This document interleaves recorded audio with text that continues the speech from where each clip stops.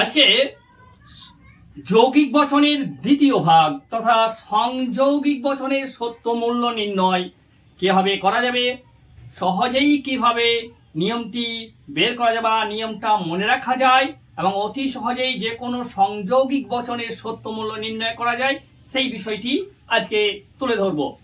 Follow me. সংযৌগিক বচন সাধারণত আমরা জেনেছি ডট চিহ্ন দিয়ে প্রতিকায়িত করা হয় এবং কিন্তু তথাপি বাংলার এইগুলোকে চিহ্ন হিসেবে প্রতীক হিসেবে ধরা হয়েছে কি না ডট। বলা হলো ব্রাজিল জিতবে এবং রাশিয়া জিতবে, অর্থাৎ দুটি উপাদান বাক্য দুটি বচন আমরা পেয়ে যাচ্ছি, ব্রাজিল জিতবে এবং রাশিয়া জিতবে। এক্ষেত্রে বর্ণ প্রতীক কিন্তু আমাদেরকে দুটি ধরতে নিষেধ। বচনের ক্ষেত্রে বর্ণ প্রতীক একটি ছিল, কিন্তু সংযৌগিক বচনের ক্ষেত্রে বর্ণ প্রতীক দুটি ধরতে হবে, পি ডট কিউ, পি এবং কিউ। তাহলে প্রথমে আমাদের মনে রাখতে হবে সংযৌগিক বচনের প্রতিকায়িত রূপ কি ডট, পি ডট কিউ। এবারে পি ডট কিউ এর সত্য মূল্য সহজেই কিভাবে নির্ণয় করা যায় সেটা বিষয়। এবার ছকের সাহায্যে আমরা দেখে নেব যে কিভাবে সংযৌগিক বচনের সত্য মূল্য সহজে নির্ণয় করা হয় ফরম্যাট তৈরি করে, তাহলে বোঝা যাবে। এই ফরম্যাট তৈরি করতে হলে উপাদান বাক্য যেহেতু দুটি আছে তাহলে উপর থেকে নিচে টোটাল 4টা ঘর করতে হবে বচন বা উপাদান বাক্য বাদ দিয়ে, আর বামে থেকে ডাইনে 3টে ঘর করতে হবে। যেমন দেখো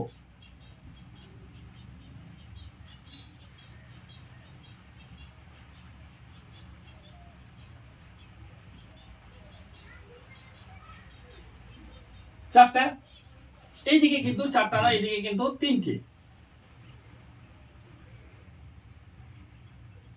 1 2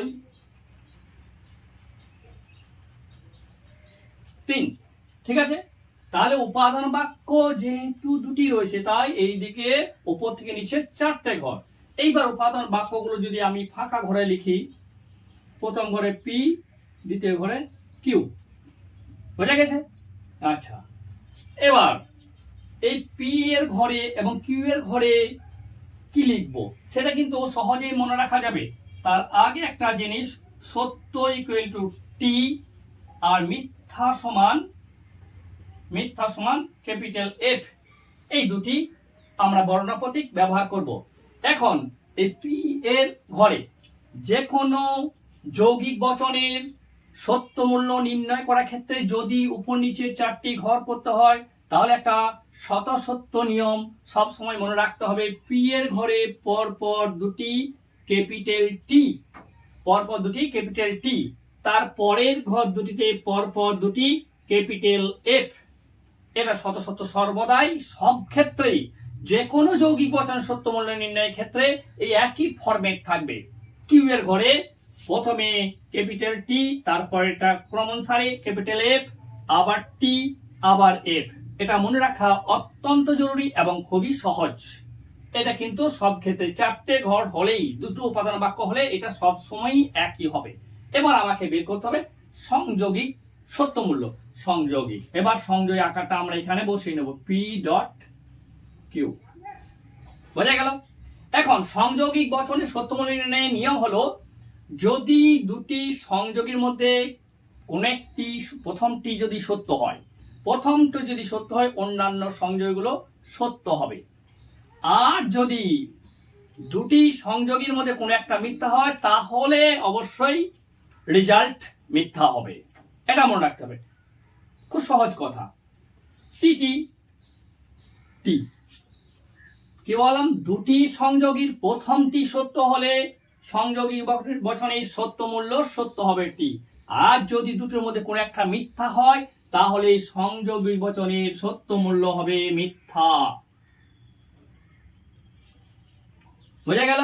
দেখো এইবার এটাকে সহজে কিভাবে মনে রাখবো। নিয়ম হচ্ছে দুটি সংযোগীর প্রথমটা সত্য হলে সংযোগিক বচনের সত্য মূল্য সত্য হবে, আর দুটি সংযোগী যদি কোনো একটা মিথ্যা থাকে তাহলে সংযোগিক বচনের সত্য মূল্য মিথ্যা হবে। দুটো সংযোগী, প্রথমটা টি, দ্বিতীয়টা একটা মিথ্যা ছিল, সংযোগী বচনের সত্যমূলক মিথ্যা। আবার এখানেও তাই, এখানে প্রথমটি মিথ্যা, দ্বিতীয়টি সত্য, অর্থাৎ একটা মিথ্যা আছে, অতএব মিথ্যা হবে। আর লাস্ট লাইনটা দুটোতে মিথ্যা আছেই, ওটা কোনো ফ্যাক্ট নাই। এবার এটা সহজে মনে রাখবে কি কি সংযোগিক বচনের নিয়ম, কিন্তু প্রথম লাইনটাই মনে রাখতে হবে, অর্থাৎ টি টি সমান হলো টি, এইটা মনে রাখলে হবে। টি টি ইজিক্যাল টু টি, বাকি সব এফ। খুব সহজ কথা, টি টি থাকলে টি ডটের ক্ষেত্রে, বাকি সব ঘরগুলোতেই এফ। তাহলে আমার আর কোনো চিন্তা নেই, আমাকে অত মনে রাখতে হবে না যে একটা সংযোগী সত্য হলে অপর সংযোগী কি হবে, একটা মিথ্যা হলে আর একটা কি হবে, এত দরকার নেই, শুধুমাত্র টি টি টি। হ্যাঁ, তার আগেই ছকটাকে ক্লিয়ার করতে হবে, টি টি টি বাকি সব এফ। ক্লিয়ারলি বোঝা গেছে আশা করি? ঠিক আছে, ওকে।